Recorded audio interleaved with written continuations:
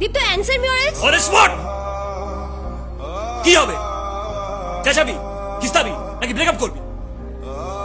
That's what you want, right? ও না না না না না না, ওকে তো দুদিক ব্যালেন্স করে চলতে হবে। ভাই কি কি বলছিস? এ ভাই প্লিজ, হ্যাঁ থাম।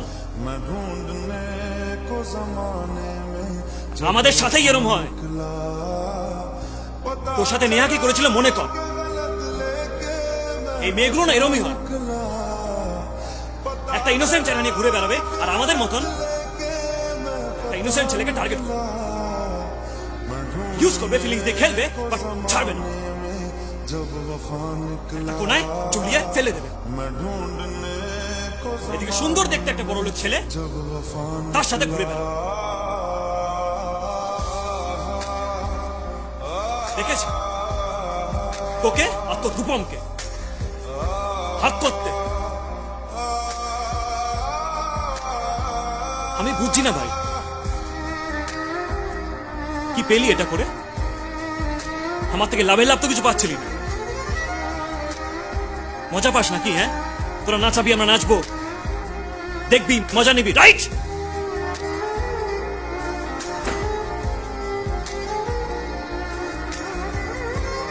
তাহলে এত কিছু এই জন্যই হচ্ছিল।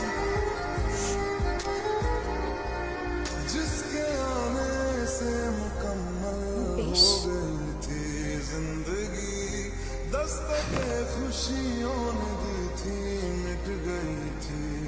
তখন আমি ক্লাস 5-এ পড়তাম, ক্লাসে। আমার বাবা আর ওর বাবা মিলে আমাদের ফ্যামিলি বিজনেসটা স্টার্ট করে। দুটো বিজনেস ক্লাস ফ্যামিলি একসাথে সময় কাটায়, তাদের ছেলে মেয়েও ইনফ্যাক্ট একসাথে সময় কাটায়। তখন ওই একটা ব্যাপার হয় না যে দুটো ফ্যামিলি থেকে বলতে থাকে এদের দুজনের বিয়ে দেবো। আমিও শুনে নাচতাম, বিয়ে করবো, সংসার করবো। তারপর আমি ক্লাস 10-এ উঠে স্কুল চেঞ্জ করি। বোর্ডসের প্রেশারে আর সেগুলো দেখাটা হতো না। বাবা মা ওর বাড়ি গেলে আমায় টিউশনে দিয়ে যেত, বা ও আমার বাড়ি এলে আমি তখন টিউশনেই থাকতাম। দেখাটা কম হতো কিন্তু কথাটা হতো অলওয়েজ। তারপর এমন একটা ঘটনা ঘটে যেটা খুবই সাংঘাতিক।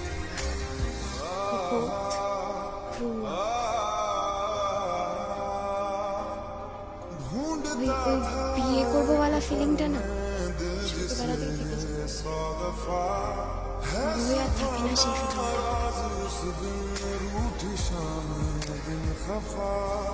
5-এ পড়তাম ভাই, মানে বিয়ে বলা চলে না, এক্স তো দূরের কথা।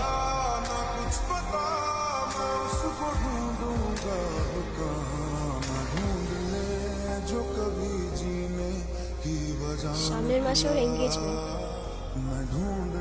ইনভাইট করতে এসেছে। কেউ নিয়ে যেতে বলেছে, মনে হয় না সেটা কি।